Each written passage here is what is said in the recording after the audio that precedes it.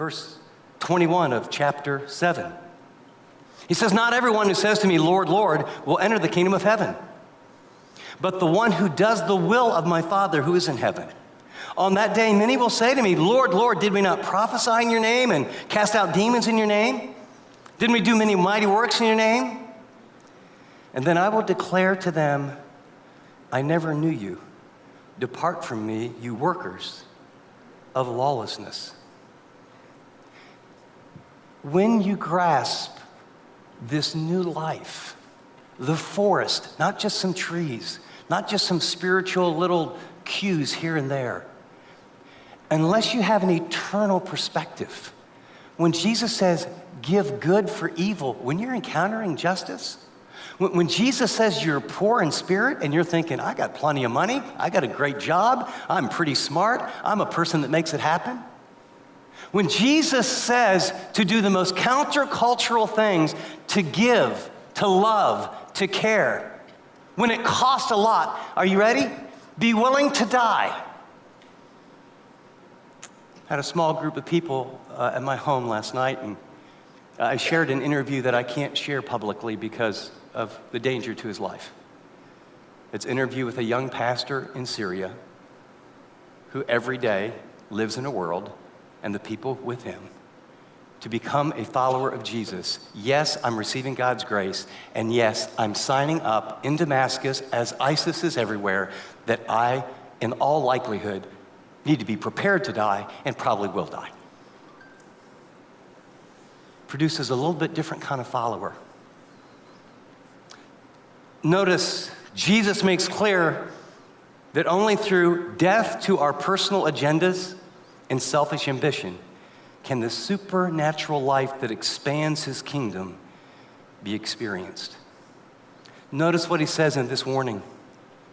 He says, everyone, verse 24 of chapter 7, everyone who hears the words of mine and does them, doesn't agree with them, doesn't have them underlined in their Bible, doesn't have them on a plaque at home, doesn't have their kids learn them in a Christian school.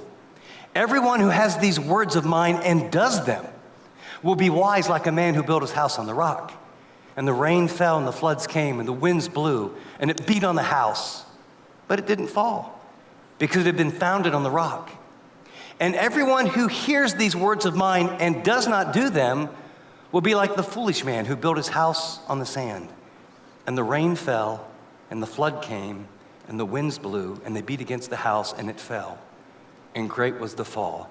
And when Jesus had finished saying these things, the crowds were astonished at his teaching, for he was teaching as one who had great authority and not like their scribes. Under the bullet point where it says we need to exceed the righteousness of the scribes and Pharisees, I want you to write the words, the required response. What's the required response of a follower of Jesus to be more righteous than the scribes and the Pharisees? And then under that, I've given you the bullet point, but under the bullet point that says Jesus made clear that these kingdom values require a new heart and new power, I want you to write the words new relationship. And under that, write the word God as Father. That's what they missed. They had religion, they had morality. All of chapter 6 was a practice to please one. When your Father who sees in secret, he will reward you. So a new heart, a new life. And then on your notes on the left side, write the word faith. This is new to all of them. Yes, he's healed people, he's raised people from the dead, he's fed 5,000s. He's now claiming to be the king, and he's now set this king, and there is his way, which is called his kingdom. And if you want to follow me, you need to believe in me, and believing in me, you have new relationship that requires a new heart and a born-again experience, and you'll be rallied to your Heavenly Father. You got it?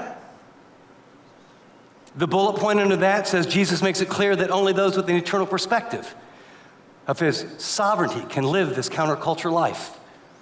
Under that, I want you to write new allegiance.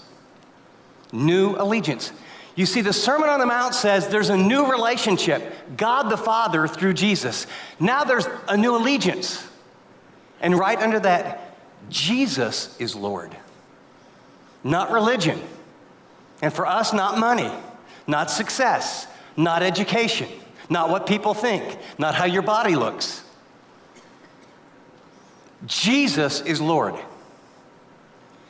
And on the left side, you have the word faith.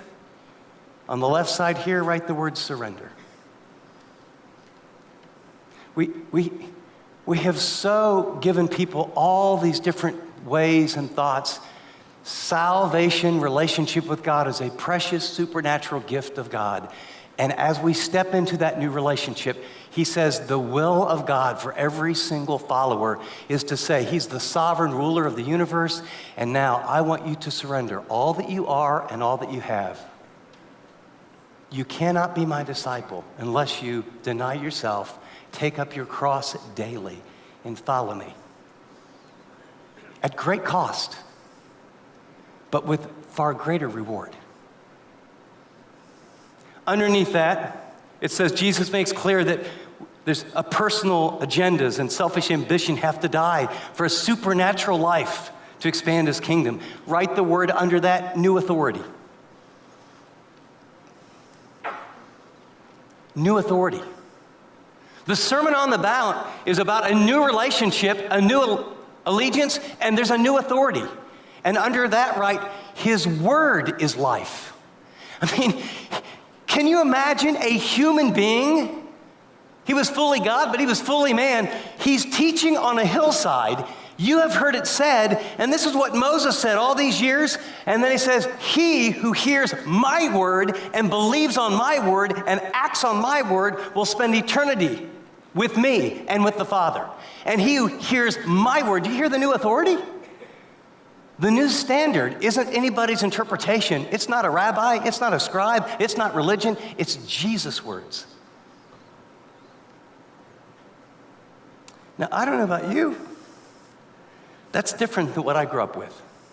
I learned a lot of verses that went like this. A Christian is a nicer person than more people, and you try hard to be moral. A Christian is a person is help yourself because God helps those who help themselves. A Christian is a person that's just a little bit better, or at least thinks they are, than the average person, and they go to, used to be at least weekend services 3 or 4 times a month. Try really hard, you're supposed to give some money, read the Bible, and be good, and God's usually mad at you most of the time. And the revolutionary, these things, you know why they sound so hard? Are you ready? You can never be found until you get totally, thoroughly, and completely lost.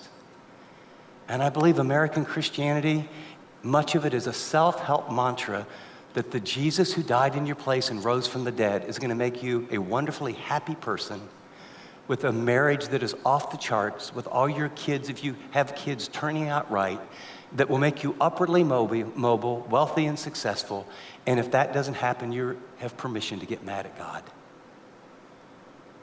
Now, the fact of the matter is God is so kind and so generous, and as we follow the truth of his principles, they so often come with blessing.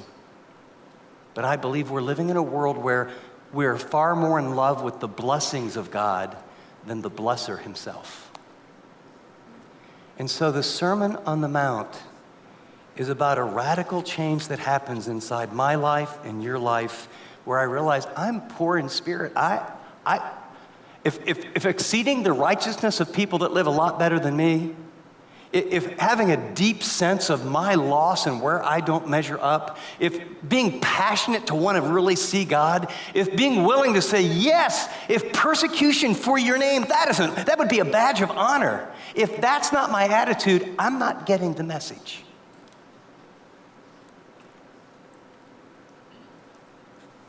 How you doing? I mean that. This is one of those messages that, some very good, moral, kind people who were sitting on a hillside heard this message, and they liked Jesus, and he was so winsome, and man, he was an awesome preacher, and the miracles were awesome, and often you got lunch. And when he got done with this, they were undone. They were completely undone. And the more religious and the more moral you are, the more undone you are. Because we have this false notion that we need God's help, but we're really doing pretty good. I mean, because we so unconsciously and consciously compare ourselves to others. You know the people that got really excited? Sinners.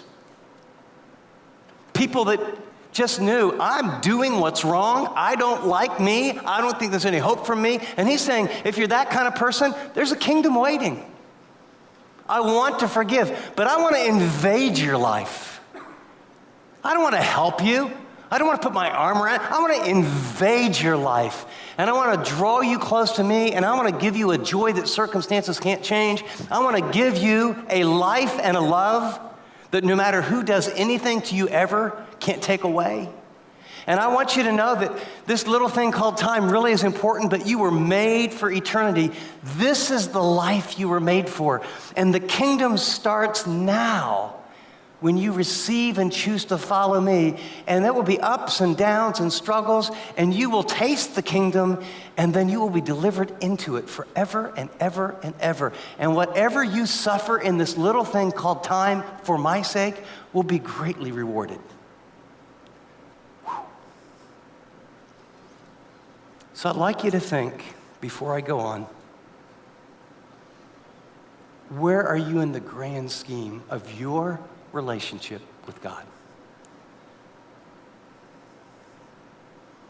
Do you have a new relationship and are confident that the Spirit of the living God lives inside of you?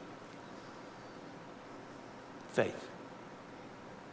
Are you presently living in such a way that not your words, although those are helpful, your time, your pocketbook, your words, your priorities, and your passions align with He's Lord.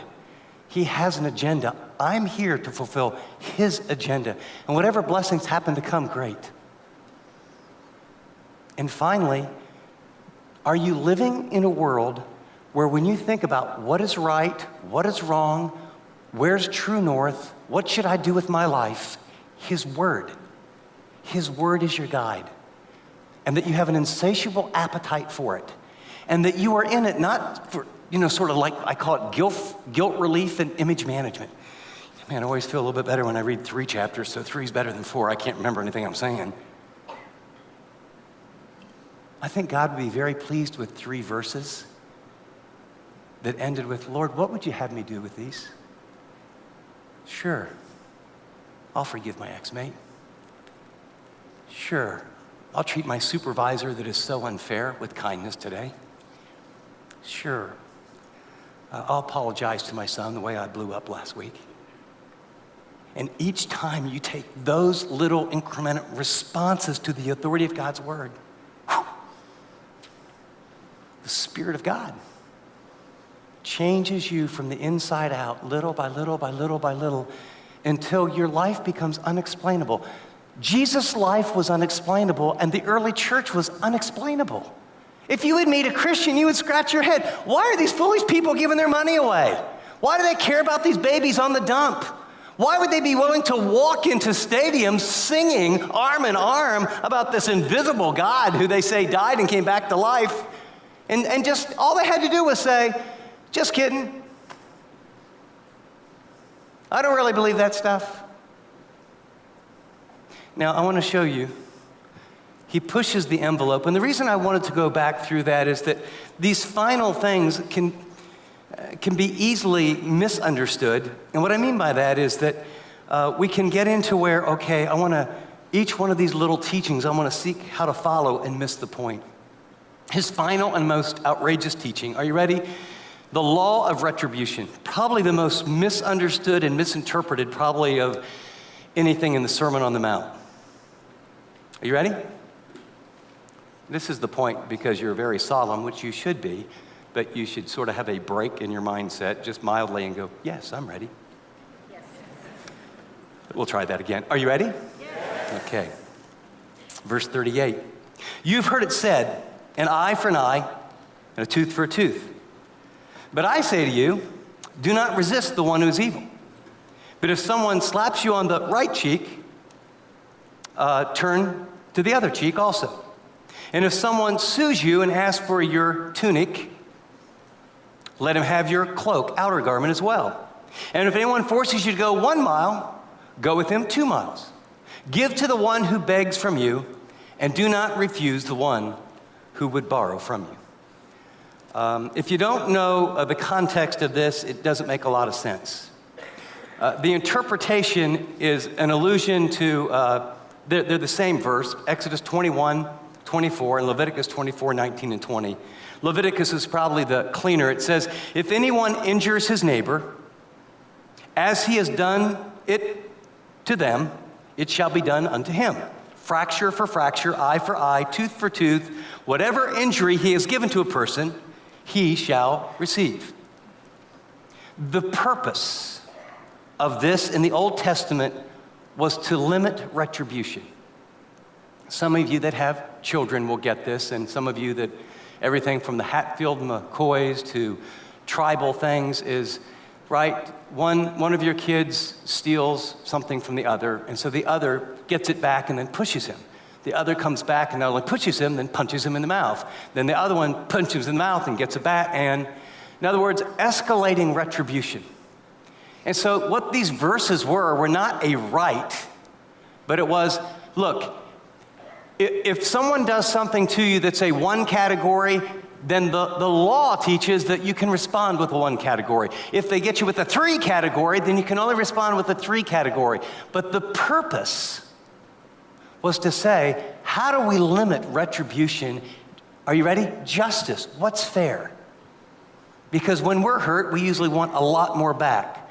The context is that in the Old Testament, it was in court. And so, in other words, if this happened, my eye, or I injured, or someone took one of my animals, I would go to the court, and then the court would decide, and this law is, this is how the court will decide what's fair. The Pharisees of the day had misapplied it and taken it into private interactions with one another.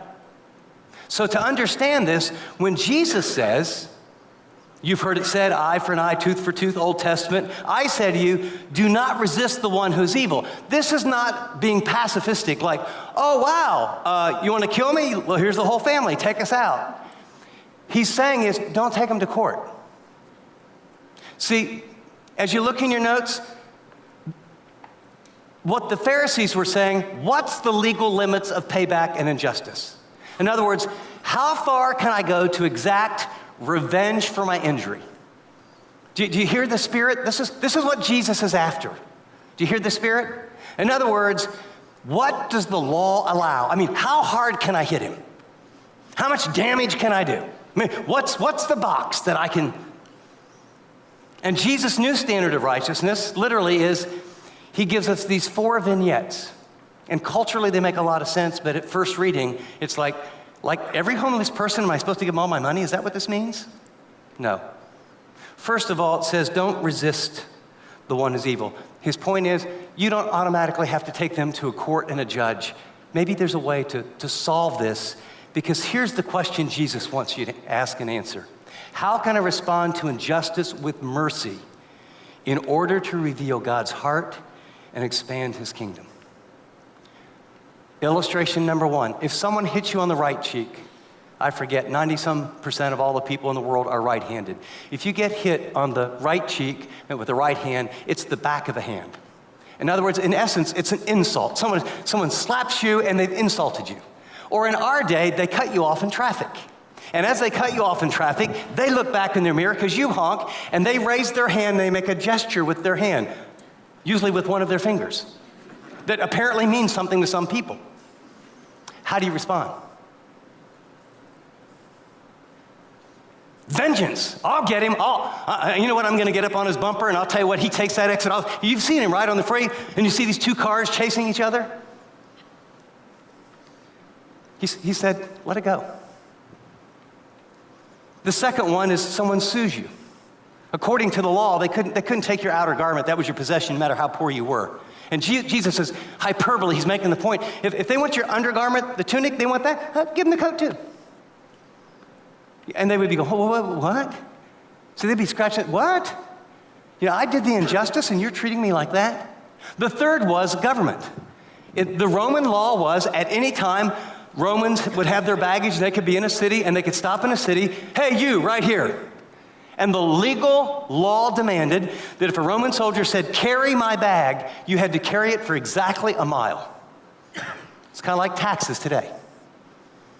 There's certain things that you feel like, this is unjust, this is not fair, this is how to respond from the heart to reveal God's mercy instead of my rights. And so you can imagine a Roman soldier, and everyone's had a bad attitude, and they're rolling their eyes, and they're cussing him out, and probably in Hebrew if he doesn't understand it. And then he meets this Christ follower, and they get to 1 mile, and he looks at the soldier and says, you look very tired. Could I carry it another mile? Do you understand what he's saying? A Christian's life should be completely unexplainable. Mercy triumphs over justice. Finally, according to Jewish law, if a relative or someone came and wanted a loan, Jews were commanded to give interest-free loans to one another. And so, someone wants a loan, the goal is, well, like how much and what's the limits, and I don't want to give too much. And Jesus is saying, what if you replace that with a heart of generosity? What if you said something like, wow, it seems like you would vet it, but this seems like a really difficult time, and you said you needed $100. Here's $200. Let me help you on your way. And they go, you understand the early church multiplied and took the world literally and made it upside down because of these kind of behaviors.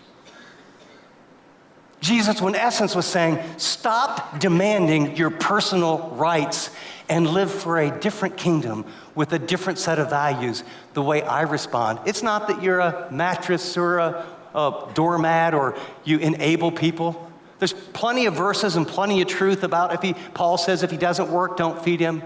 This isn't giving another bottle to an alcoholic, but this is in situations saying, instead of my rights and what does the law allow me to pay back, what might I do that would extend mercy? There's a little video clip that has really meant a lot to me. Watch this, and I think you'll catch the emotion. I think it's one of the most powerful pictures in Les Mis. That's what we're called to do. It goes against every human tendency in our being. And it displays God's greatness and His mercy. It's case by case, your discernment. The final thing is the law of love, and he makes this very, very clear. When it comes to retribution, he says, don't ask inside the box, what can I do to pay people back? I want to live outside the box. What would it look like to extend mercy in this situation so they could actually see God's heart? Notice verse 43. You've heard it said to love your neighbor and hate your enemy. But I say to you, love your enemies and pray for those who persecute you, so that you may be sons of your Father who is in heaven. For he makes the sun to shine on the evil and the good, and he sends rain on the just and the unjust. For if you love those who love you, what reward do you have? Do not the tax collectors do the same? And if you greet only your brothers, what more are you doing than others? Do not even the Gentiles do the same? You therefore must be perfect. You might circle that. As your heavenly Father is perfect. It means whole. It's translated sometimes mature. It means like your heavenly Father goes beyond the legal limits, and he's kind and just and fair. The interpretation of the day was just love the people in your circle. And notice there's an omission. They leave out, love them as yourself. And then there's an addition. You'll never find in the Old Testament, hate those outside your circle. But in the rabbinic teachings, it's, well, if you're supposed to love one another, their mindset was, that means we probably should hate our enemies. And Jesus' new standard of righteousness is, love those in my circle and love and pray for my enemies and persecutors. It's very, very interesting. This radical, radical life that can only be lived with Him living inside you is when it comes to retribution, live outside the box. When it comes to love, love outside your circle and the people that are comfortable. And I would ask you, who would you see as enemies and persecutors? Who makes your blood boil? Who's hurt you in the past? Who's your political enemy? Who are people that hold things that make you crazy? Who are people in your neighborhood that just make you nuts? What would it look like for you to pray for them? To do good to them? Not enable, not put yourself in any kind of danger, but to live in a way that they would scratch their head and go, okay, I've been treating this person like this, and good is more powerful than evil.